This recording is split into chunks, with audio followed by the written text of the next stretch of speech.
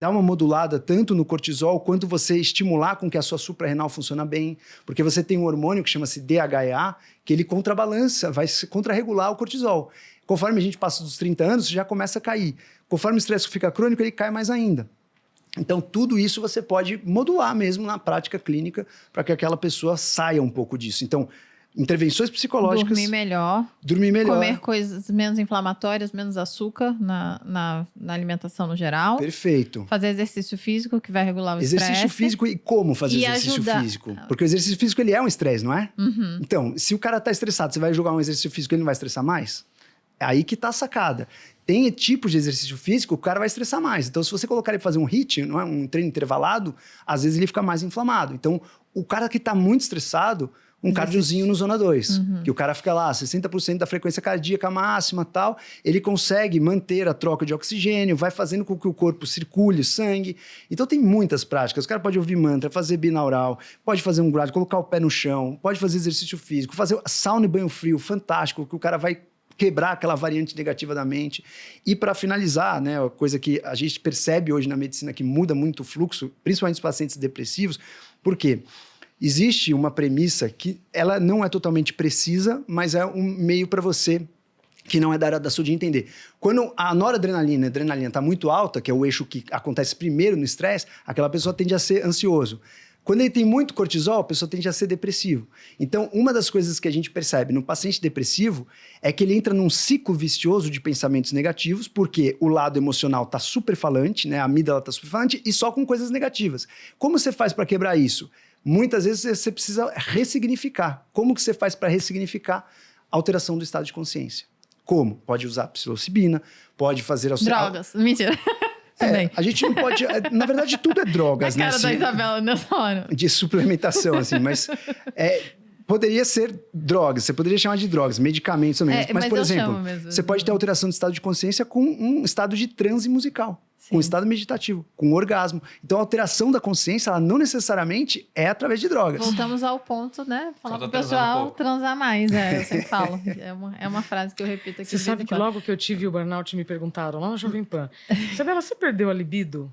Pensei que perguntaram se você estava transando. No burnout, Na hora, claro que eu ainda não tinha todo o conhecimento que eu tenho hoje, eu achei que aquilo era uma pergunta que não tinha nada a ver com o contexto. E hoje eu já entendi que libido é entusiasmo pela vida. Perfeito. Né? E vale a pena, então, aproveitar toda a audiência que vocês têm? Deixa eu perguntar para você, como você saiu, já que a gente está falando de estratégias, eu queria entender como você saiu do burnout, que você foi diagnosticada. Então, antes eu só vou... Uma explicaçãozinha rápida. Cansaço é burnout? Não. Esgotamento é burnout? Não. Burnout é burnout. E muita gente tem confundido cansaço com burnout, exaustão com burnout. Eu também faço esse letramento. Eu também preciso proteger as empresas, porque também tem muita gente que eu tô cansado, eu tô em burnout. Não. Sabe por quê? O doutor não falou. No burnout você perde funcionalidade. Qual a diferença de um estresse crônico para o burnout? Você perde funcionalidade. Eu fiquei sem dirigir. Eu fiquei sem compreender textos. Inclusive, eu tenho o Dr. Fernando Gomes, que é neurologista, ele é prova. Eu levei para ele um texto com várias marcações. Eu falei, doutor, eu não estou conseguindo entender o que está escrito aqui.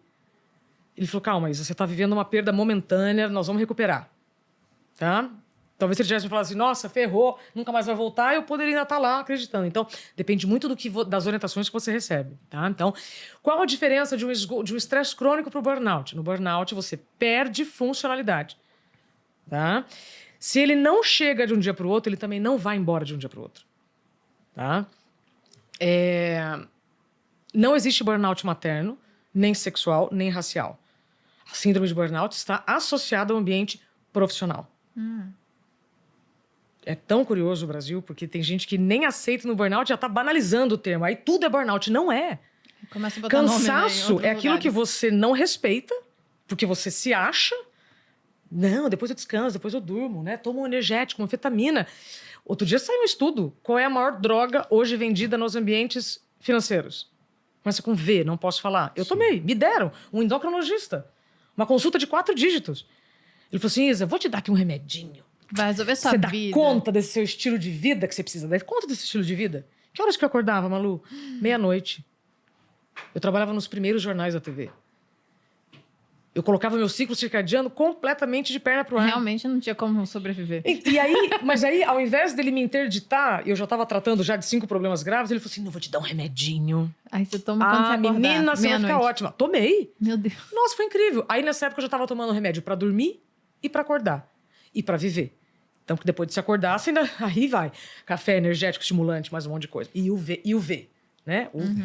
Não vou fazer propaganda. A gente já falou bastante dele aqui. Bom, então, só para explicar então como é que eu me recuperei, na minha opinião, o segundo burnout vai ser sempre pior que o primeiro, tá? Burnout não tem cura, porque é vício.